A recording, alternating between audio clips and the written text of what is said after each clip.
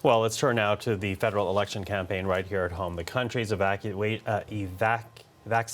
effort, has been a key message for Liberal Leader Justin Trudeau. Now, the message draws cheers from supporters, but it is also drawing crowds of protesters. One such protest forcing the cancellation of a rally last night over security concerns.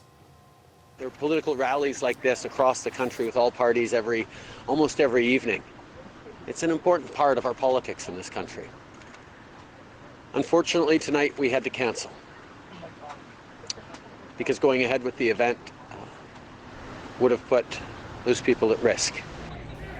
Now, the event was supposed to happen in Bolton, Ontario, about 50 kilometers northwest of Toronto, but the crowd outnumbered supporters and started shouting expletives at the Liberal leader. That is when they decided to cancel and leave. Well, for the latest on this and today's political reaction, we're checking in right now with Marion Warnica in Ottawa. So, Marion, thanks for being with us today. What has the reaction been this morning from the other party leaders to this cancellation, again, because of a protest that became concerning for security? There's definitely condemnation from at least two of the other major parties. We heard from the leader of the NDP and the leader of the Conservative Party earlier this morning. Jagmeet Singh, let's start with him. He was the first to hold an event. So he talked about, regardless of disagreements, differences over policy, over ideology, he said there is one thing that is agreed on in Canadian politics, and that is that there is no room for violence. Have a listen. That should not happen. No one should have to cancel their events where we have young people, we have volunteers, we have organizers. No one should have to cancel an event because they're worried about a danger to the safety of people coming out to a political event. That should not happen. And I just want to condemn that violence reached a level where an event had to be canceled like that, and Mr. Trudeau and his team were worried about their safety. That should never have happened, and that's wrong.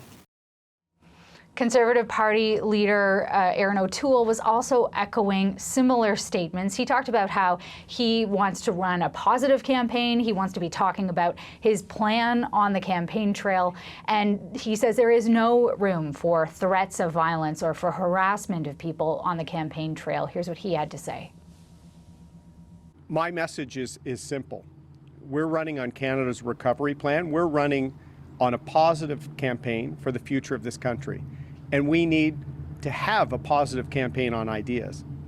I strongly condemn any form of harassment and protest like we've seen. We're a democracy. We should be having a healthy and respectful debate of ideas.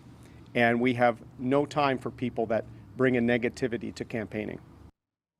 Now, one thing we do want to address is O'Toole was asked about whether his rhetoric on vaccines has actually added any fuel to this divisive debate that's happening right now when it comes to vaccines in this country. And O'Toole has said that he personally believes in the use of vaccines. He has said publicly many times on the campaign trail, including again this morning, that vaccines are safe and effective, and that he and his wife were vaccinated and actually recorded it and made that public. But one of his main platform planks, of course, is this idea of choice and shying away from the idea that vaccines should be mandatory in the public service, for example, for federal employees or for those who work on planes, on trains. But ultimately, to sum up his comments, he says he wants to keep that debate and those differences positive, and that he says the threats of violence like we're seeing last night have no place in this campaign, Michael. Now, some of the protesters were recognized as volunteers for a local Conservative candidate. So talk to us about the reaction to that.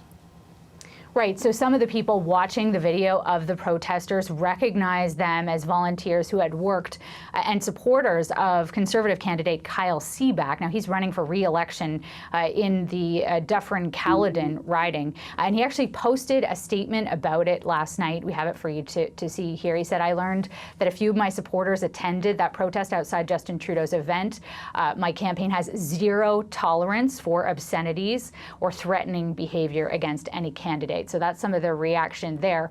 And again, we are just left with a few questions about the protest itself that may impact as well what candidates say going forward. You know, a lot of professionally printed signs that we saw there, questions about who organized it. We know that they talked about organizing on Telegram.